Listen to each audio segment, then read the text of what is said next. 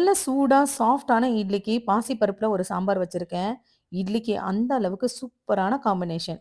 ஒரு குக்கர்ல கொஞ்சமா பாசிப்பருப்பு எடுத்து நல்லா வாஷ் பண்ணி தண்ணி வச்சுக்கிறேன். இந்த அளவுக்கு பருப்பு இருந்தா போதும் 2 பேரு தாராளமா சாப்பிடலாம். நீல வாக்குல கட் பண்ணி வச்ச ஒரு வெங்காயம் நான் சேர்த்துக்கிறேன். கூடவே 2 பல்லு பூண்டும் சேர்த்துக்கிறேன். சின்ன சின்னதா இருக்கிற 2 தக்காளியும் நான் இதுல சேர்த்துக்கிறேன். இது கூடவே ஒரு 3/4 ஸ்பூன் சாம்பார் பவுடர் போட்டு குக்கர் போட்டு ஒரு 4 விசில் வச்சுக்கிறேன். பருப்பு நல்லாவே வெந்துருச்சு. இத நான் அப்படியே குக்கர்லயே நான் மத்து வச்சு கடைஞ்சுக்கிறேன்.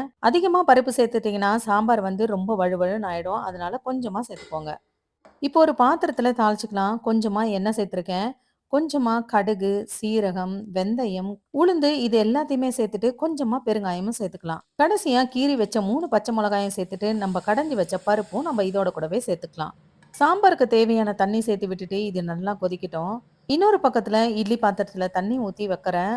இட்லி துணியும் அதிலேயே போட்டு விட்டுடுறேன். இப்ப சாம்பார் நல்லா கொதி வந்துருச்சு. இதுக்கு தேவையான உப்பும் சேர்த்துக்கிட்டேன். தண்ணி நல்லாவே கொதி வந்துருச்சு. இதுல இருக்கிற துணிய எடுத்து நல்லா புழிஞ்சு நம்ம இட்லியும் ஊத்திக்கலாம். இட்லி துணிய இத மாதிரி கொதிக்கிற தண்ணீல நம்ம போட்டு இட்லி ஊத்தும்போது, துணி வந்து நல்லா ஹைஜீனா இருக்கும். அதனால தாங்க நான் இப்படி செய்றேன். இப்ப இட்லி ஊத்தி நான் இட்லி பாத்திரத்துல வச்சுட்டேன். கரெக்ட்டா ஒரு 5 மினிட்ஸ் தான். 5 மினிட்ஸ்க்கு அப்புறம் நமக்கு இட்லி ஆயிடும். இப்ப சாம்பாரும் நல்லா கொதி வந்துருச்சு. நல்லா ஒரு கைப்பிடி அளவுக்கு நெறைய கொத்தமல்லி சேர்த்துக்கிறேன். இது கூடவே கொஞ்சம் கறிவேப்பிலையும் நான் சேர்த்துக்கிட்டேன். ஒரு கொதி வந்த உடனே இந்த சாம்பார நம்ம ஆஃப் பண்ணிடலாம். கொத்தமல்லி எந்த அளவுக்கு சேர்க்கிறோமோ, அந்த அளவுக்கு இந்த சாம்பார்ல சேர்த்தாதாங்க டேஸ்ட்டு. தண்ணி கொதி வந்த பிறகு நம்ம இட்லி ஊத்துறதுனால கரெக்ட்டா 5 மினிட்ஸ்ல வந்துரும். இப்ப இட்லியும் ஆயிடுச்சு. நான் ஒரே ஒரு மாவு தான் அரைப்பேன். அதுலயே ஆனியன் தோசை, இட்லி எல்லாமே இந்த ஒரு மாவுல தாங்க நான் செய்வேன்.